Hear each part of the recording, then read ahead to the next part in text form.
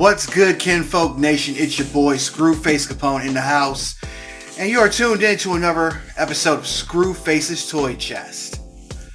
And today we are going to take a look at this bad boy, the Capcom Home Arcade. I actually debated myself on whether I actually wanted to buy these things because like it came with only like 16 games on it, and the price was just so high.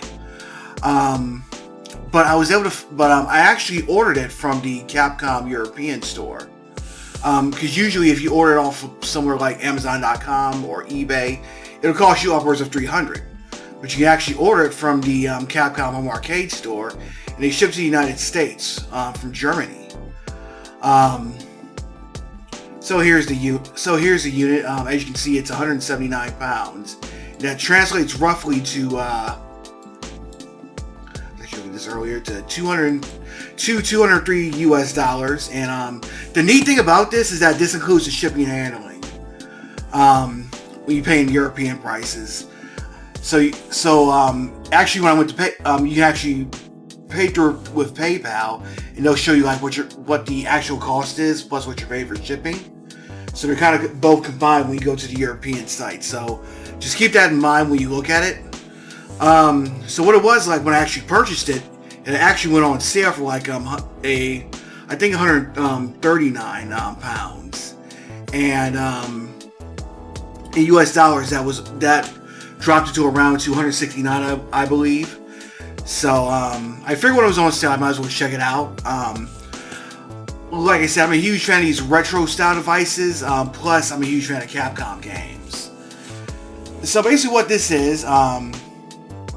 It's a sandwich quality joystick, which means it's very close to the arcade quality, and it's got like 16 games from the CPS-1 and CPS-2 board.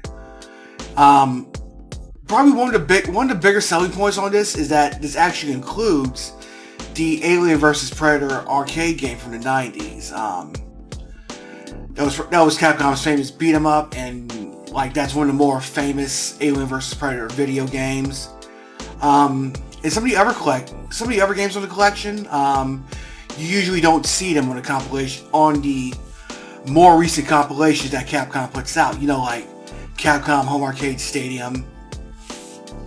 So I ordered it. Like, this is the box I got it in. This is actually the bottom of the box. The top of it actually just has my address info on it, so I really don't want to show that. Of course, we're going to go ahead and open this up and see what it looks like.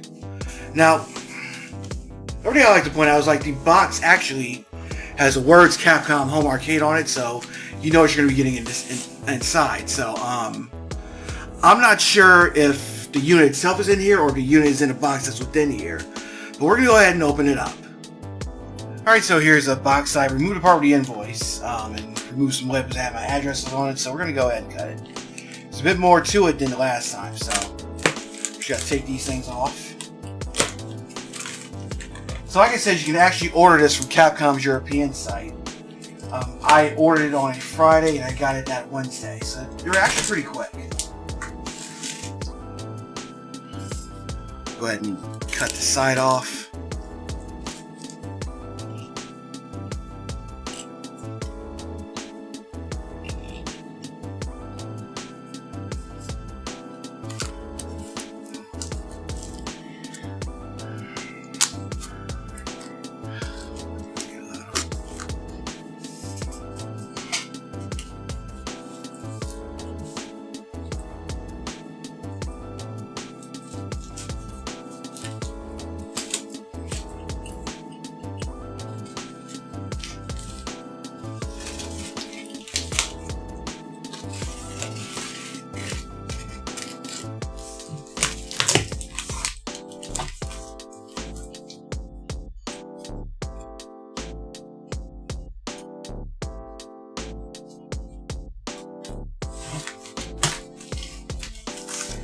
Alright.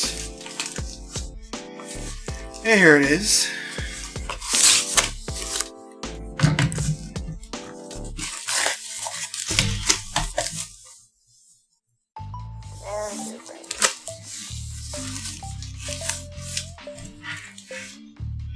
So of course there's another box inside the bigger box.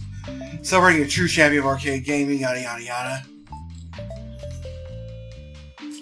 Okay, so I got out the box now, so let's get rid of this plastic. This box is actually surprisingly light, by the way. I was able to hold the whole box with one hand with the straps.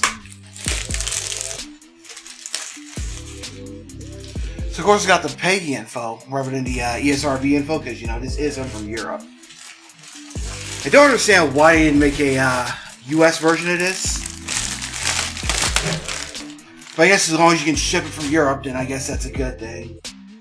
So here is the back of the box. You can see the games that you get on here. So like I said earlier, like you get games on here that you usually don't see with other compilations that Capcom puts out. There's Pro Gear, there's Darkstalkers. Hey, remember that franchise? Echo Fighters, and here's Alien vs. Predator. So this will make it the first time that the game was released at home.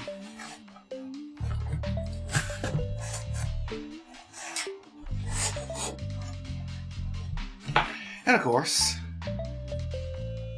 you got this thing, and let's go ahead and just open the thing up.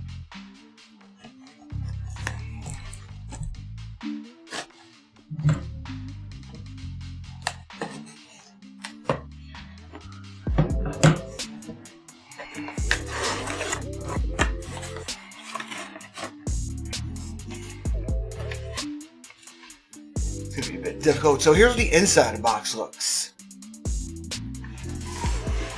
So you got the joystick and it says Capcom on it. Not really a whole lot to it. Here's a USB power plug. Actually, it's elegantly packed, so the next time I have to move, which will probably be like later this year, then it'll be easy to pack this bad boy up.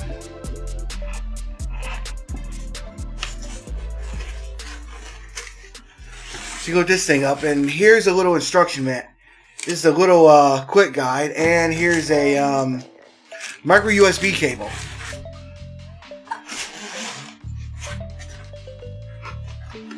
Oh, so if you lift this thing up, then okay, so if you lift it up, then it fits into there. That's nice.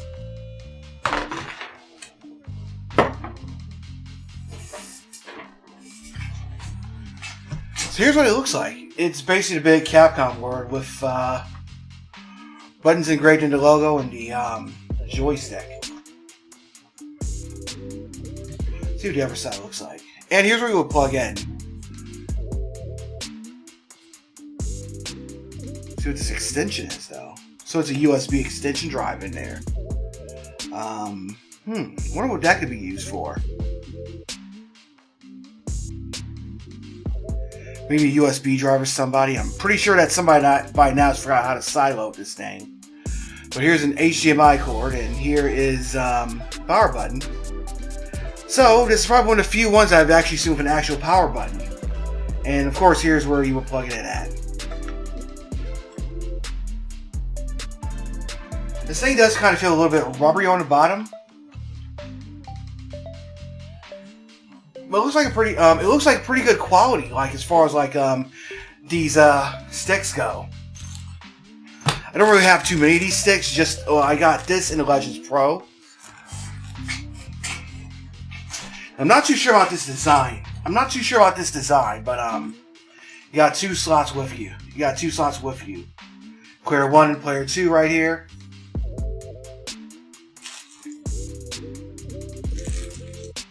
Of course, here's the micro USB cable. It's actually gray, so they even put a lot. So you can tell they put actually a lot of thought into this. So I'm going to go ahead and hook this up to my video card. We're going to get some game footage. Alright, so here we are. Let's turn this thing on and we're going to grab some game footage. So this is the Capcom Home Arcade. This is what the startup sequence looks like.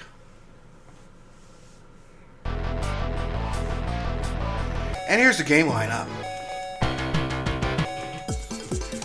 So of course it switches this music like for every time you select a new game, so that's pretty cool. Check out Alien vs. Predator, I guess.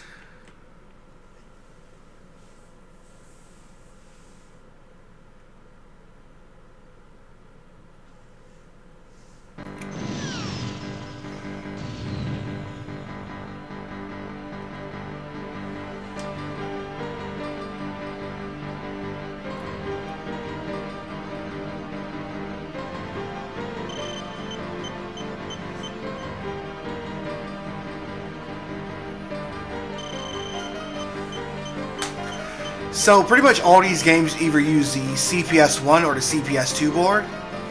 And if you're familiar with Capcom's arcade games, then you know that those are the most prominent arcade boards that they used. There's also the CPS-3 board, but that was only used in a handful of games, most notably Street Fighter 3.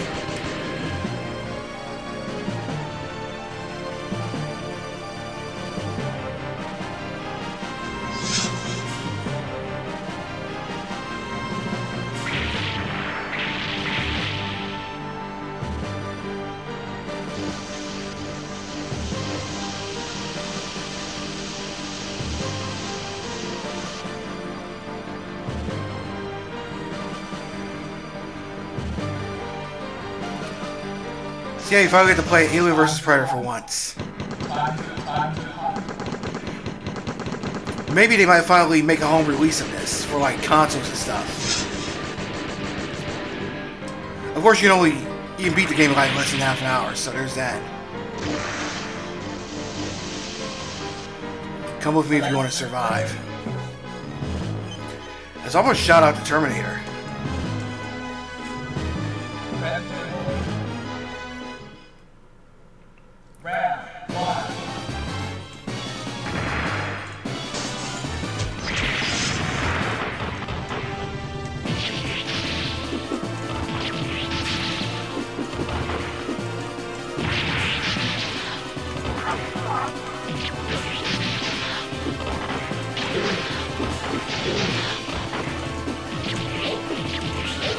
So I'll give it this, like, the joysticks actually feel like if it was any closer to the arcade, then I'd actually be playing on the actual cabinet.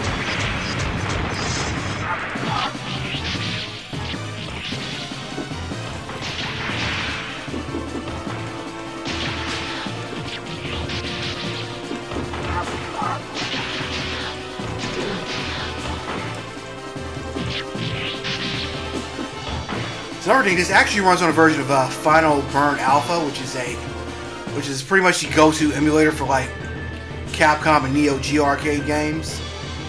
Personally, I use Nebula, but a lot of people that are in the emulation seem like to use Final Burn Alpha.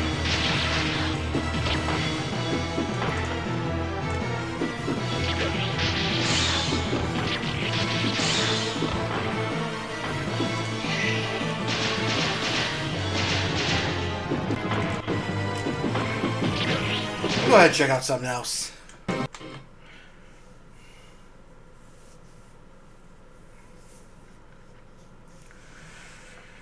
Now, like when you exit the game, it actually boots you back out to the main menu, to the startup sequence. Let's check out the option menu. Like, to access the options, you actually gotta hold the joystick like upright.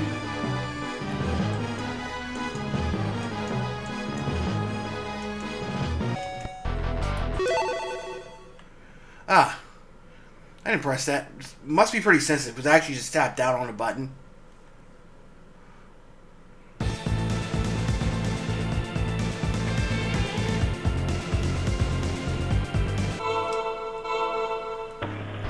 This is 1944, the Loop Master.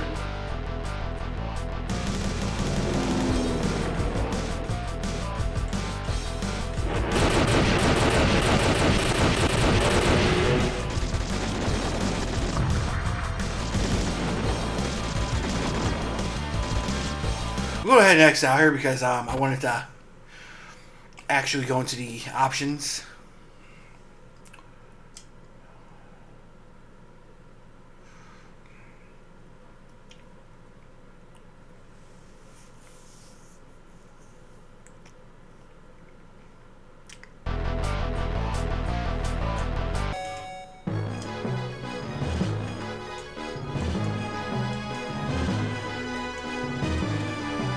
So you can actually connect this to Wi-Fi and update the leaderboards and update firmware. I guess the USB slot lets you do it without actually it's full, smooth, and wide. You got options to adjust the screen, credits.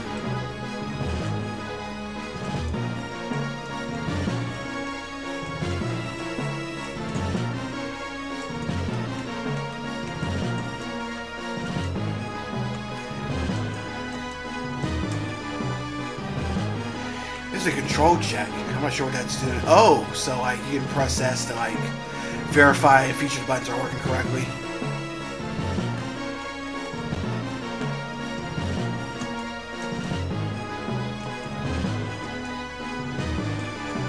So I won't update the Wi-Fi settings yet. So one thing I noticed, like when I turned off the machine, I hit the power button.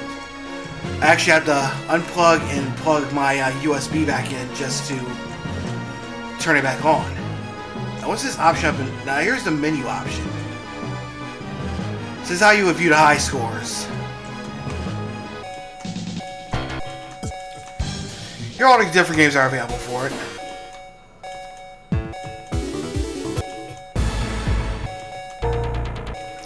Surprisingly, there's only one version of Street Fighter 2 on here, and it's Hyper Fighting. Usually with these, Capcom compilations, you would get at least 2 or 3 versions. Shut up, Pro here.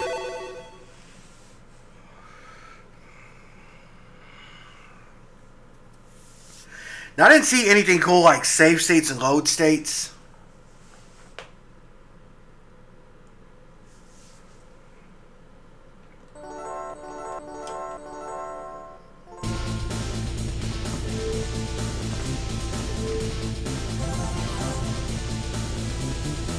Who's that gunner?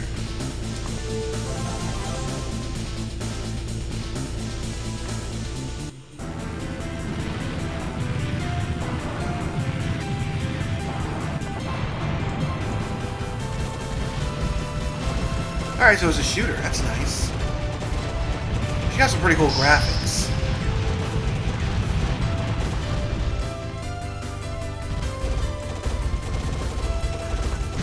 I know Capcom did a lot of shooters like back in the day, but like the 1943 stuff and Section Z.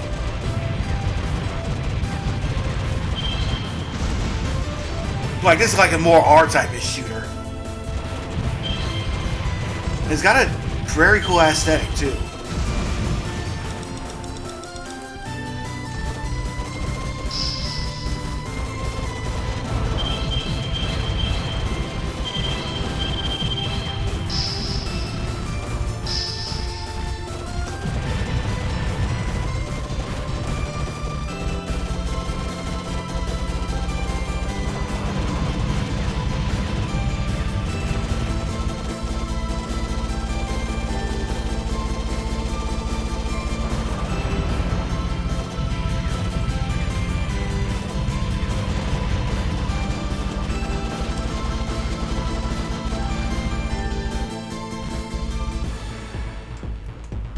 Oh, here's a boss.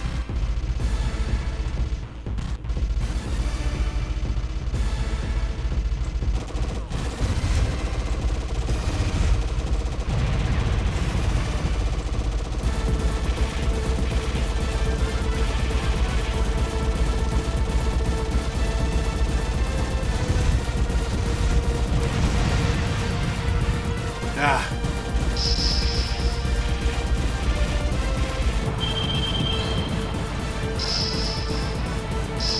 Impossible. How could I have lost to a mere child?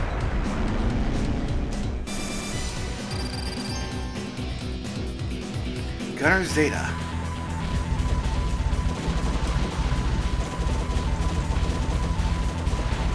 I'm gonna go ahead and exit out of here. I don't want to restart. I want to exit. These joysticks and buttons are very sensitive. I think what I'll do is I'll put in my Wi-Fi info and update the firmware and see if anything's different. So I'll be back in a jiff. Alright, so I just updated the device. As you can see, the startup sequence is a bit different. And if you grew up, you're my age, and you played Super Nintendo, that's a familiar sound and tune. And this happened. So I actually looked at this earlier. So I'm going to try this. So apparently this kind of fucked up my console. So we're going to go to System Update to check it again. Apparently it's still the latest version.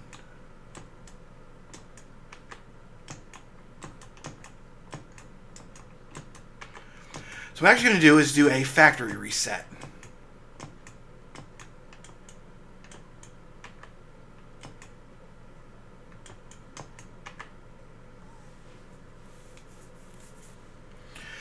And I'll get back to you once this thing's done and if I can get this back up and running.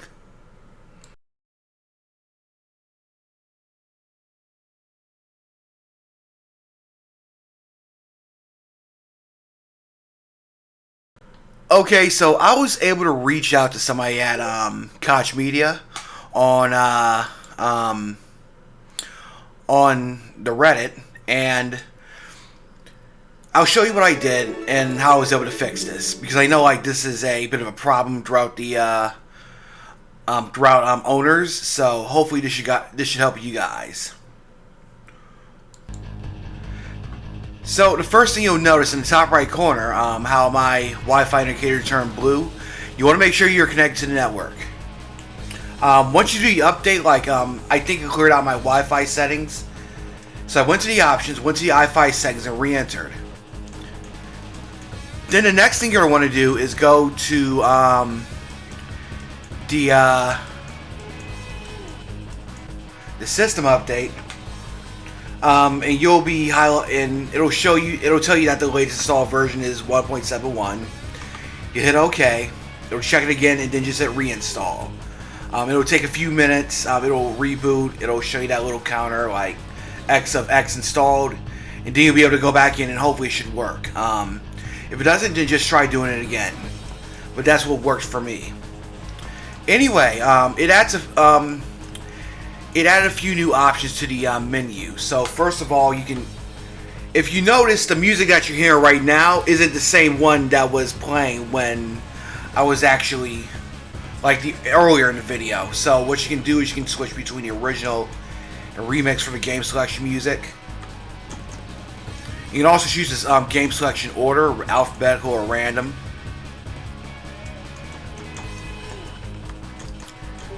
You can do in-game audio level. You got more options too. Also, they've added a few. Also, if you look at the bottom right corner of the screen, then you can now do a high score challenge. I'm not sure if it's weekly or just a target score. But if you want to challenge yourself, then it's there. You also got the regular high score leaderboards. So there's that. If you look in the bottom left corner of the game selection menu, then you'll notice, it'll tell you what type of game it is, plus when it came out. So that's pretty nice. And what you can do is go to game settings now, and you can adjust little things such as difficulty and clock speed. You can also enable one credit mode, which is pretty much what it sounds like. And it'll show you what each button does, which is a really big help. The options are going to be a little bit different from game to game. So, as you can see, Cyberbots has its own selection.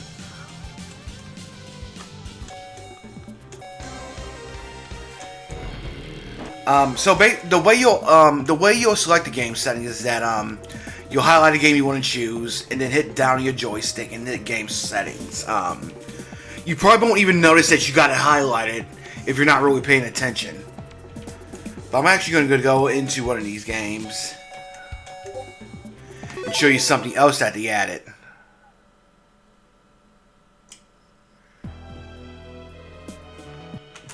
So if you go to the menu by hitting start and select at the same time, then they'll bring up this mini menu.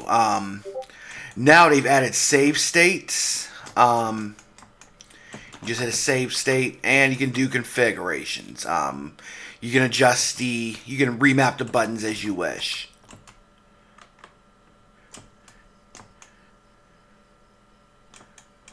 So that's a pretty cool thing that they've added in, just some quality of life updates. They probably should have been part of the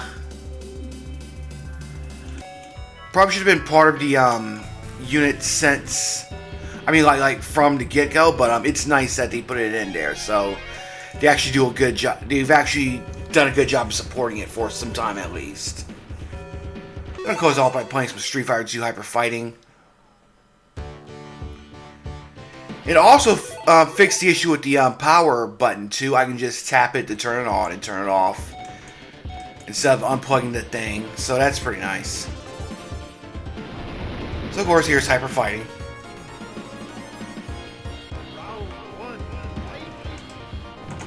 Now I grew up playing these games with a joypad instead of a joystick. So it's a bit tricky for me to pull off the moves with a joystick after all this time, even today. I know it sounds like blasphemy, but that's me. I bet you can probably use this with like your game console systems with other games. So if you want to play your emulator ROMs with the joystick, then have at it.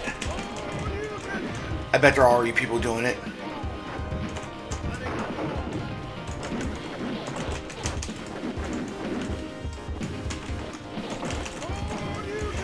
In my first fighting, it was actually just on a SNES. Oh, the original Street Fighter 2.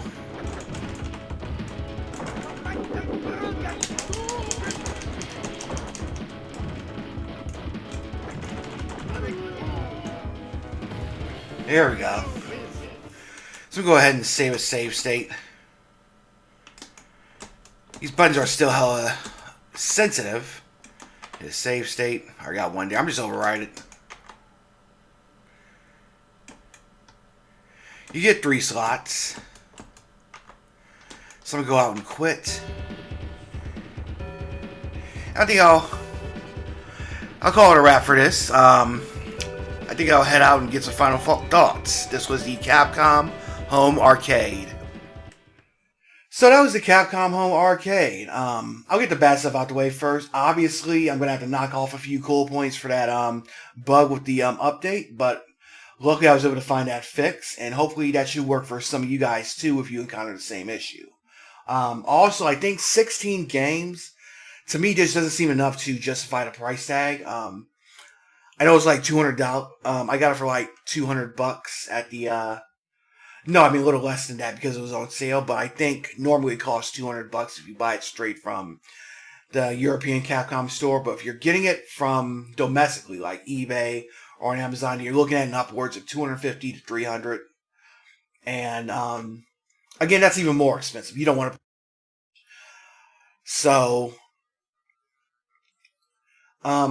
Plus, like, when you consider that other devices, most notably the Neo Geo Mini or the Commodore 64 Maxi, like, and these are just other devices I looked at on this channel, they offer more for less. And even something like the Legends Gamer Pro, it offers, it's around a similar price point and sometimes even higher, but it offers so much more content for its price tag.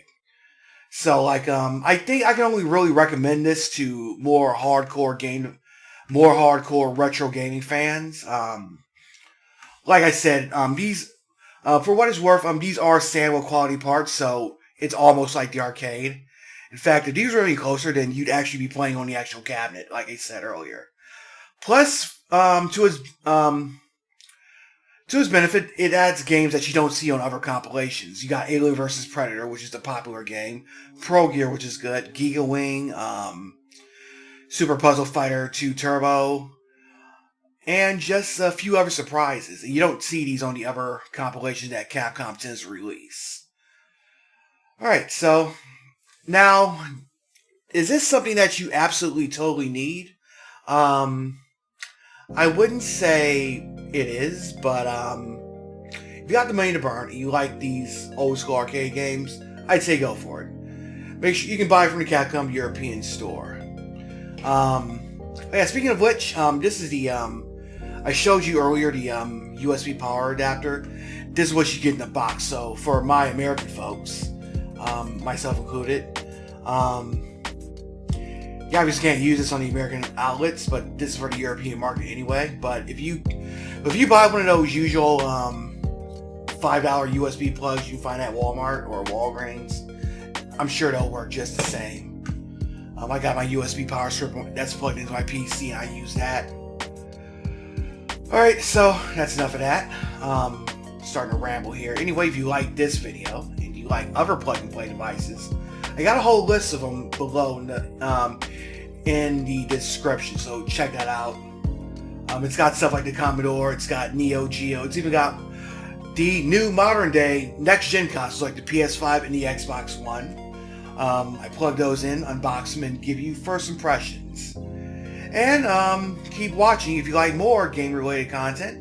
Like this video if you like what you just saw, and let me know what you think in the comments. And until next time, I'm Audi 51000G Cam Folk. Peace out.